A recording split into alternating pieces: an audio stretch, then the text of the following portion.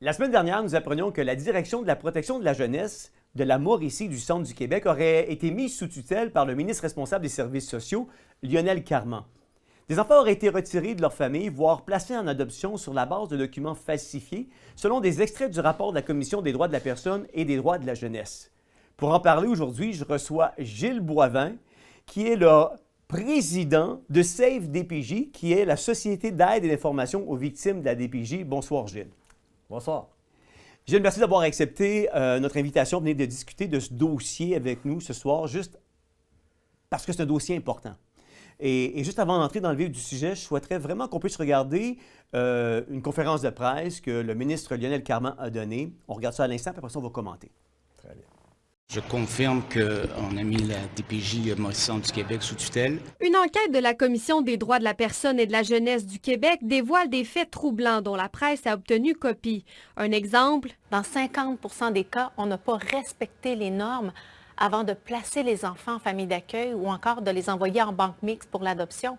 On a retiré des enfants à des parents sans motif. Des dossiers auraient été soumis au tribunal présentant des éléments manquants ou carrément erronés. Au total, 140 dossiers ont été scrutés par les enquêteurs, tous des enfants âgés de 6 ans et moins. Quand on prive un enfant de son père ou de sa mère sur de fausses bases, mais même sur des bases correctes, là, on crée un traumatisme chez l'enfant.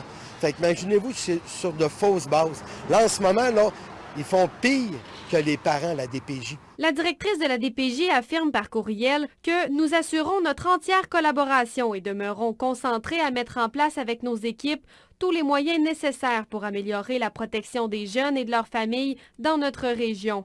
Elle a aussi demandé une révision complète et indépendante des 140 dossiers par des directeurs de la DPJ d'autres régions du Québec et par des équipes externes à la DPJ au sein du CIUS-MCQ. Il est malheureusement trop tard si on se place dans la position du poupon qui a grandi, que pour lui, sa mère, c'est la mère d'accueil. Se parjurer devant une cour, c'est criminel. On n'a pas le droit d'agir comme ça avec des familles.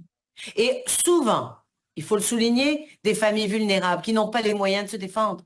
Est-ce qu'il y aurait un recours collectif, peut-être?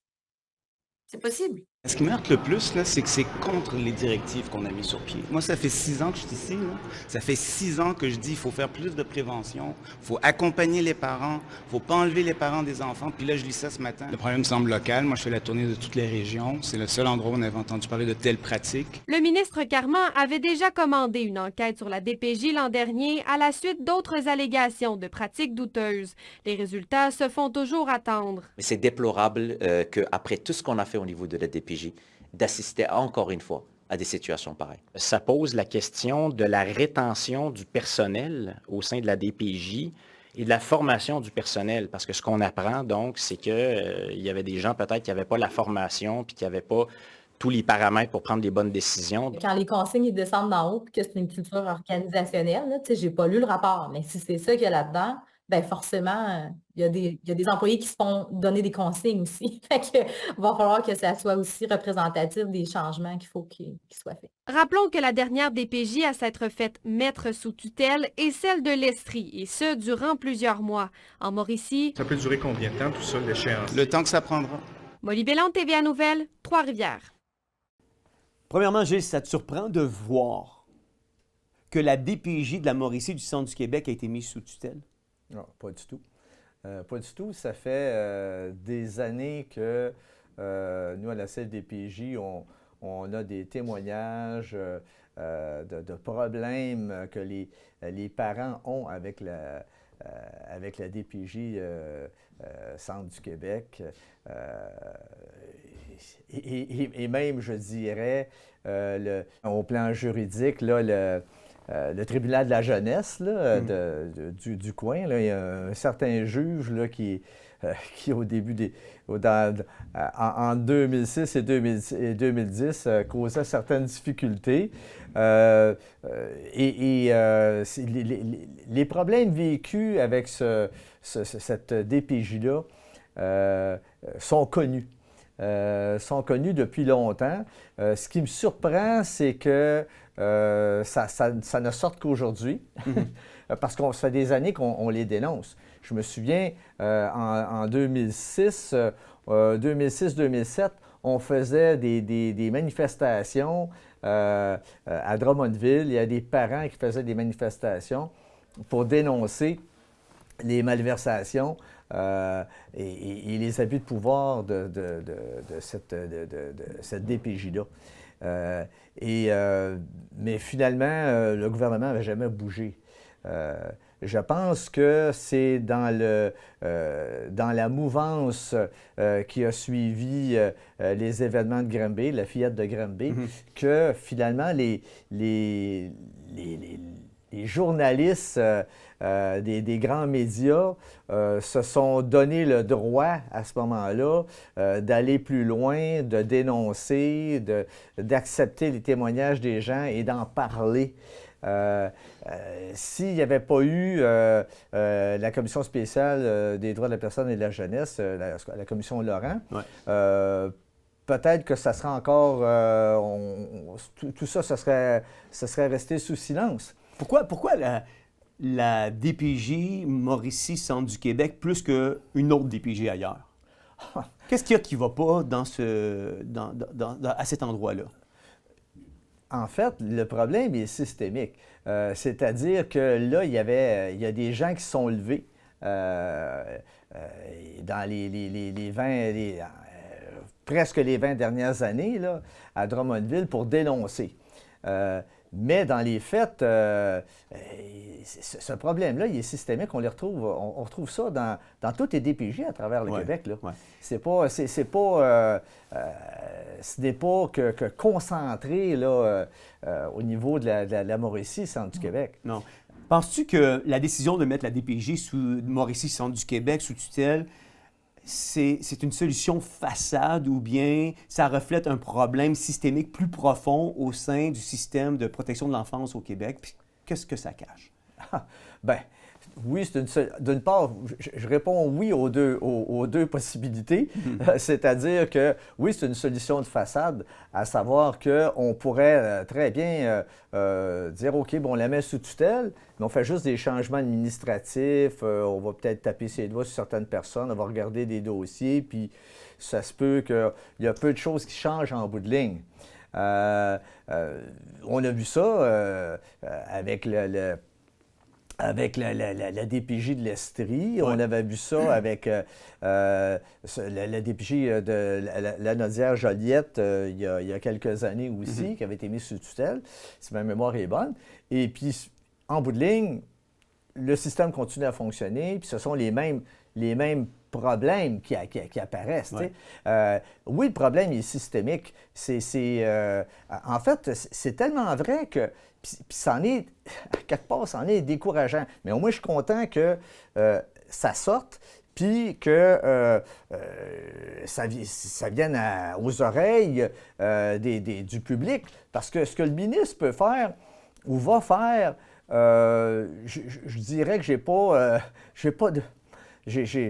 j'ai pas beaucoup d'espérance à ce niveau-là. Tu sais, le fait d'avoir créé dans la foulée de la loi 15, là, le poste de directrice nationale de la protection de la jeunesse, là, où on a nommé Mme Catherine Lemay là, à ce poste-là, avec un statut de sous-ministre, puis qui devait revoir toutes les pratiques de la DPJ, puis toutes les problématiques, finalement, ça n'a pas donné grand-chose. Là. Non, hein, non c'est sûr. Puis je regardais le vidéo, tu sais, quand le ministre Carman nous dit, on a dit d'apporter un maximum d'aide aux parents, c'est important d'aider les parents, puis, ben voyons donc. On peut-tu faire confiance à un ministre qui a adopté, qui a enlevé la primauté parentale là, à des parents? Ben exactement. La loi 15 n'envoie pas ce message, le message qu'il a dit dans la vidéo, là, qui nous communique. La loi 15 qu'elle dit, puis même le ministre Carman l'a dit en entrevue à l'époque, c'est l'intérêt de l'enfant qui prime sans considération aux besoins ou à la situation des parents. Mais non, c'est ça. Lionel Carman a dit ceci aux médias, puis je le cite, « Ce qui me heurte le plus, c'est que c'est contre les directives qu'on a mises sur pied. Ça fait 6 ans que je suis ici et ça fait 6 ans que je dis qu'il faut faire plus de la prévention. Il faut accompagner les parents, il ne faut pas enlever les parents des enfants. » Et là, je lis ça ce matin, et je suis déboussolé. Ça, c'est ce qu'il a dit. Comment réagis-tu, Gilles, aux allégations selon lesquelles, dans 50 des cas, les droits des enfants auraient été systématiquement violés, en particulier dans le cas où ils auraient été placés prématurément en famille d'accueil ou en banque mixte en vue d'adoption? Cela pourrait-il être perçu comme une forme d'enlèvement légal? Absolument. Absolument. Mais encore une fois, ça ne date pas d'hier. C'est fou, mais je suis content qu'on en parle. En fait, j'ai le goût de te lire un petit peu un court extrait du discours inaugural du président, c'est-à-dire de moi-même, de la CFDPJ, en 2006, lorsqu'on l'a créé. On avait fait une synthèse de toutes les problématiques à travers des DPJ à travers le Québec, parce qu'on avait des points de service un peu partout. Et on a recueilli tous ces témoignages-là, des problématiques qui apparaissaient. On en a fait une synthèse et je l'avais mis dans le discours inaugural. Je vais te lire certains passages. Et je rappellerai que ça fait 18 ans de ça. Là. Ça fait 18 ans de ça. Il y a 18 ans. Et tu vas voir jusqu'à quel point ça n'a pas changé. Dans certains centres de jeunesse, la situation inquiète vraiment. Plusieurs témoignages mettent en relief la compétence parfois douteuse de certains intervenants. On parlait dans le reportage du fait que la formation des intervenantes était so-so. Les enquêtes sont souvent peu approfondies. Ouais. Plusieurs gestes des intervenants sont posés sur la base d'impressions. Oh, c'est une ancienne de la DPJ. C'est une ancienne enfant de la DPJ, cette dame-là. En fait, c'est pas une impression, c'est un préjugé. C'est un préjugé. Sur la base de perceptions, de réactions même, souvent provoquées chez la clientèle par l'intervenante lui-même. Oh, madame ne réagit pas. Madame est insensible à ce que l'enfant vit. Oh, madame pleure. Oh, madame est dépressive. Alors, certains agents sont bien capables de proposer des plans d'action adaptés, le moindrement élaborés ou efficaces, pour aider les parents demandeurs d'aide. Ouais. La déportation familiale semble être le remède à tout.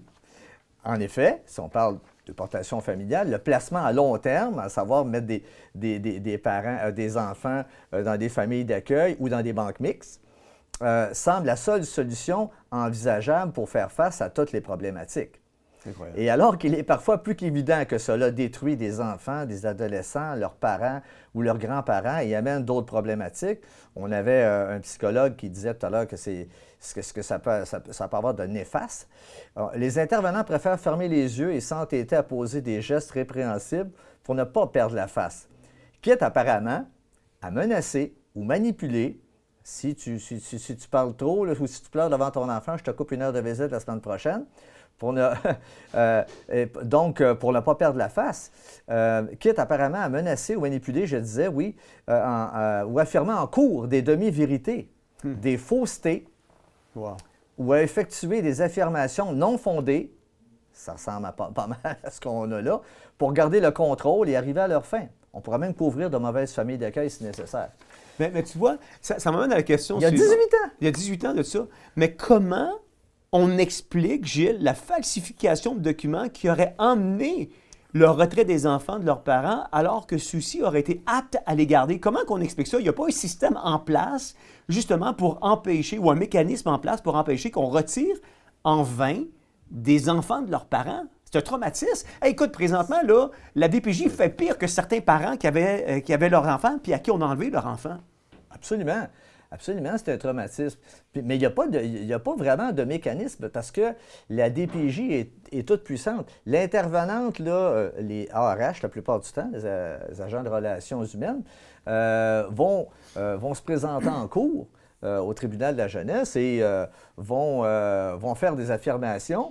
S'il n'y a personne pour les contredire, pour le juge, ces paroles d'Évangile, ce qu'elle vient de dire, cette personne-là représente le DPJ, puis si ça représente le DPJ, bien, c'est ça la vérité. Et quand même, les parents amèneraient des témoins. Oui, mais elle l'a écrit, elle l'a vu, c'est appuyé. Mais non, très souvent, ce n'est pas appuyé.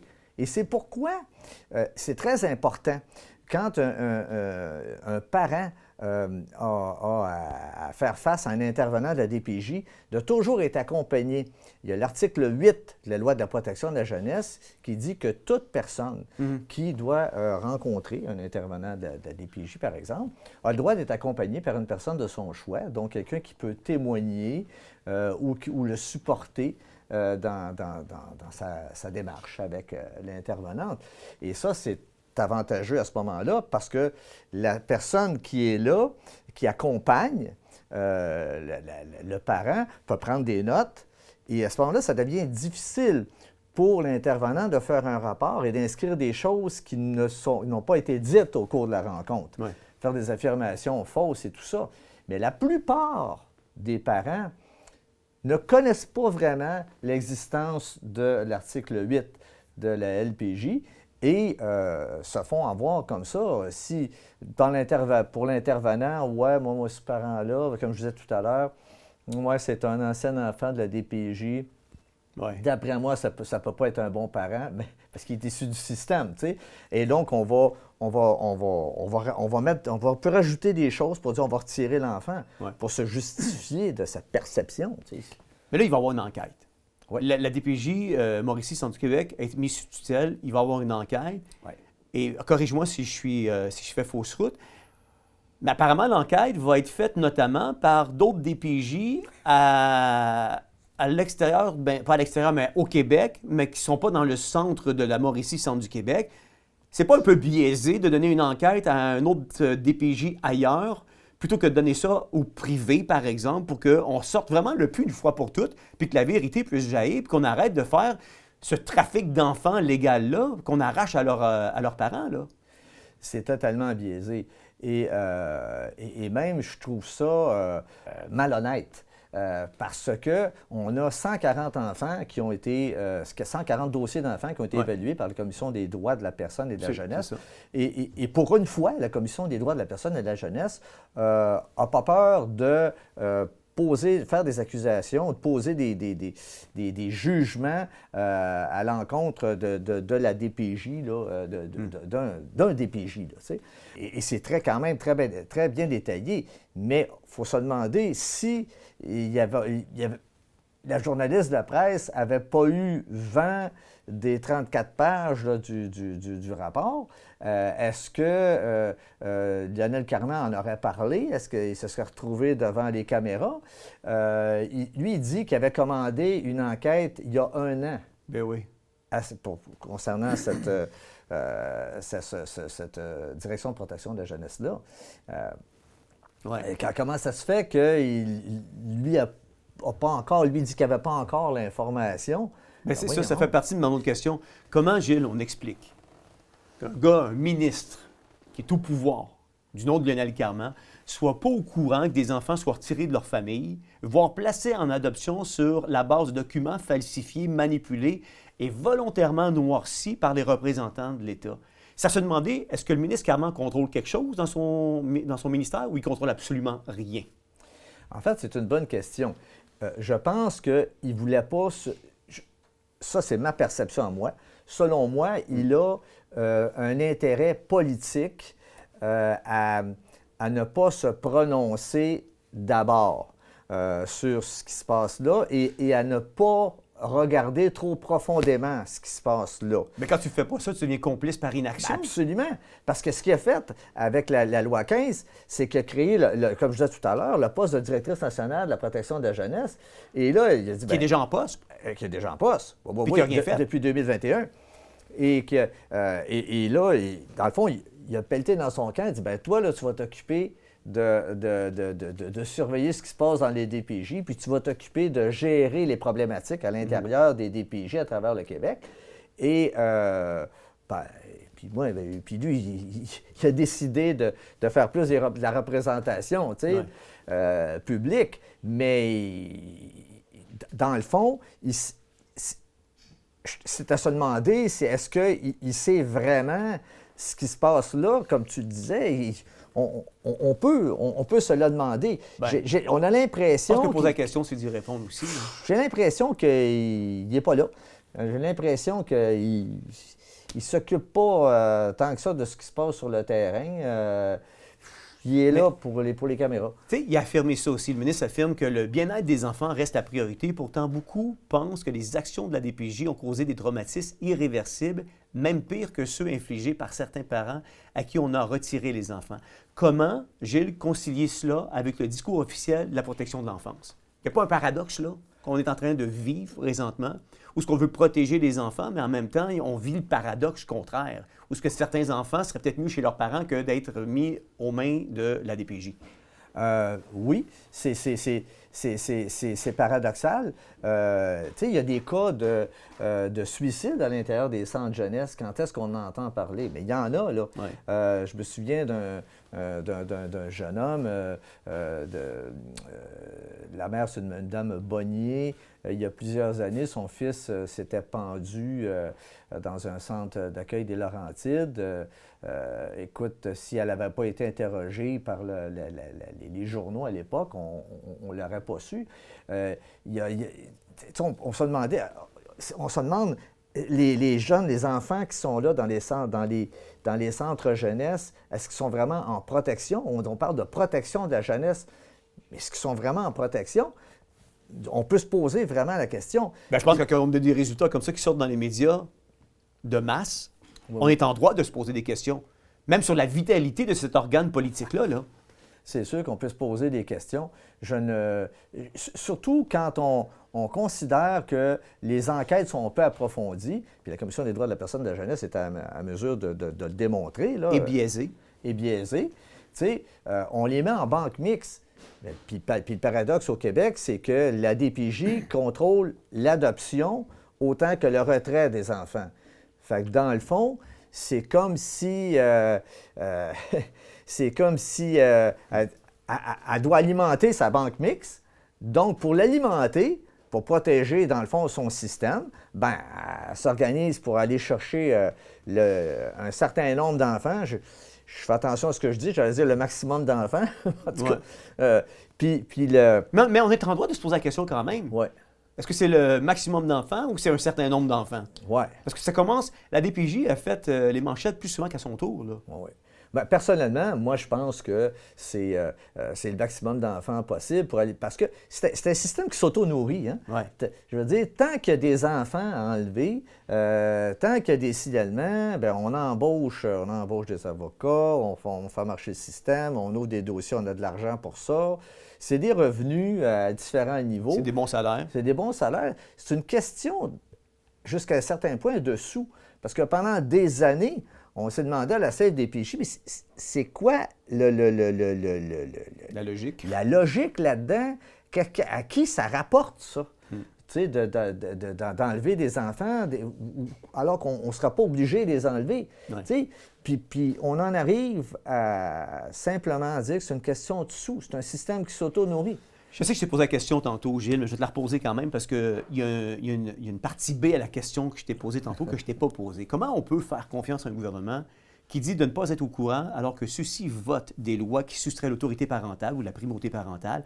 Non seulement soustraient-ils des lois, mais ce même gouvernement-là affirme, on se souviendra de l'entrevue que Legault a faite à la dame... Là, avec Mme Laurent. Mme Laurent. Ce gouvernement-là affirme que les parents ont trop de pouvoir sur leurs enfants. Tu te souviendras de cette entrevue-là, on l'a diffusée à plusieurs reprises chez Théovox. Oui, on s'en souvient. Donc, comment on peut faire confiance à ce genre de gouvernement qui met en place un organe gouvernemental, politique, pour protéger nos enfants, pour apprendre ces bévues-là qui sortent à répétition? Ah, c'est sûr que c'est difficile. Ça nous rend très méfiants, à tout le moins. Puis, oui, on se pose des questions. Puis là, tu te rends compte que... parce qu'on voit qu'il y a des abus, puis c'était prévisible, qu'il y a des abus. OK, non, faut aider les parents le plus possible. Attends une minute, là. Avec la loi 15, avec les affirmations de Legault, les affirmations de Lionel Carman, on est à l'encontre de ça. C'est l'intérêt de l'enfant d'abord, peu importe les parents, puis les parents biologiques, là, c'est pas eux autres qui doivent avoir priorité. C'est l'intérêt de l'enfant, puis dans le fond, ce que la DPJ fait, c'est dire, c'est nous autres qui décidons c'est quoi l'intérêt de l'enfant.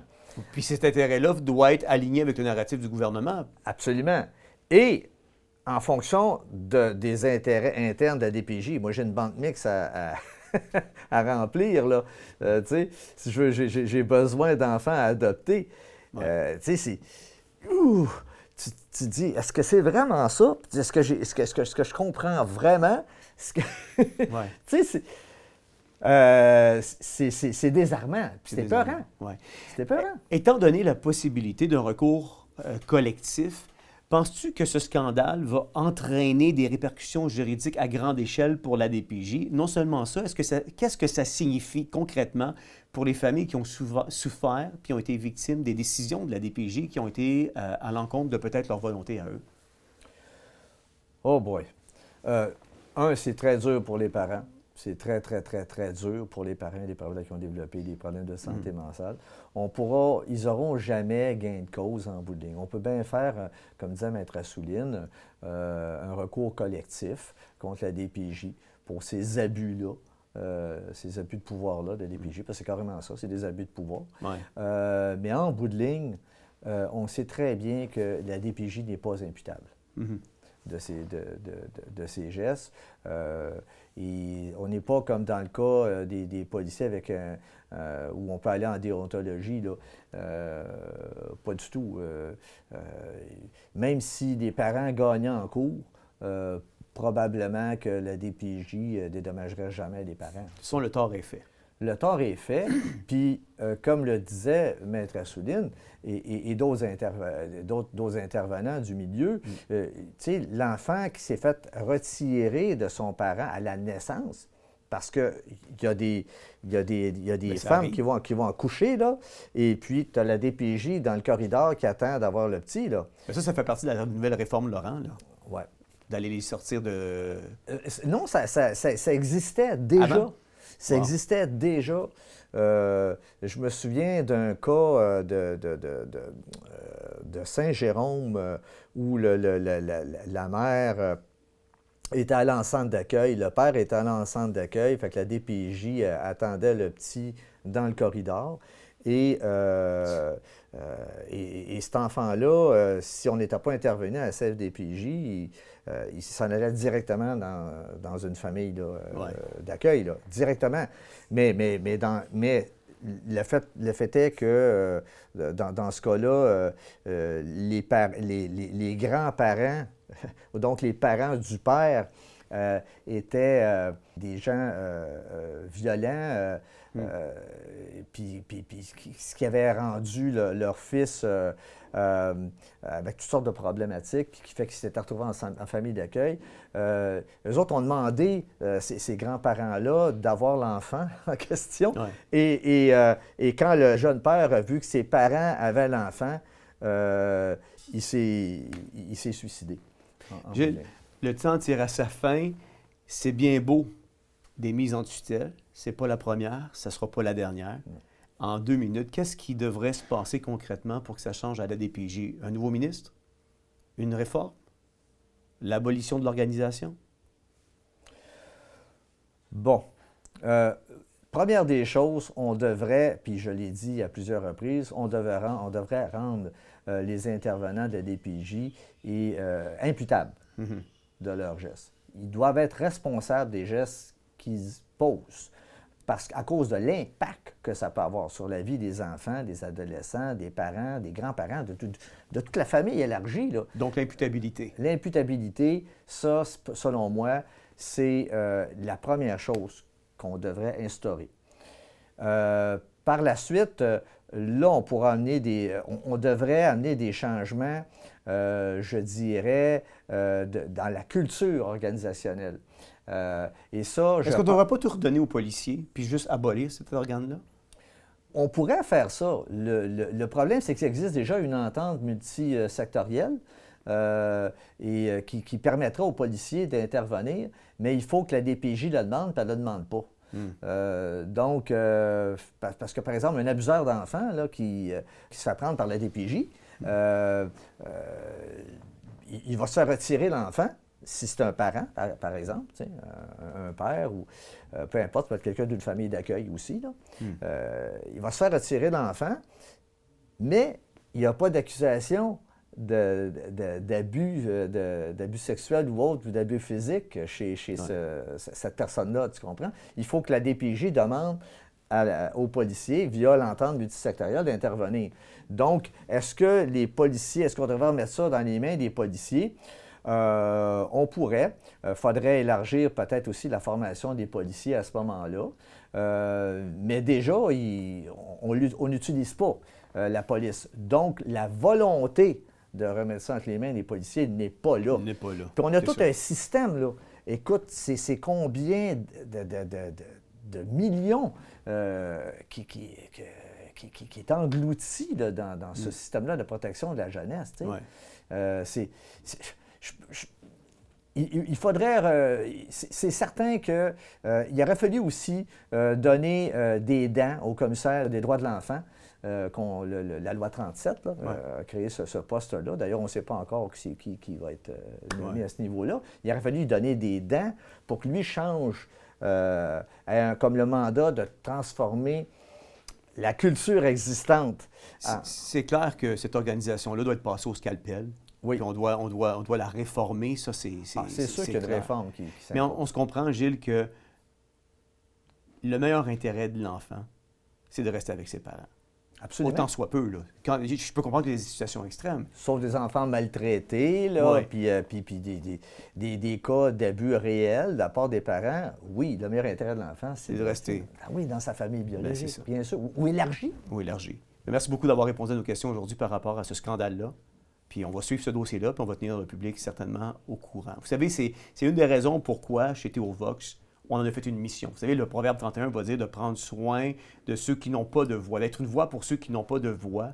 Et c'est ce que nous voulons faire chez Théovox. On va être une voix pour tous ceux et celles qui n'ont pas de voix. C'est la raison pour laquelle on est vraiment sur ces nouvelles-là, les nouvelles de la DPJ. Tout ce qui touche les enfants, tout ce qui touche la veuve, l'orphelin, nous voulons nous porter à la défense de ces gens-là.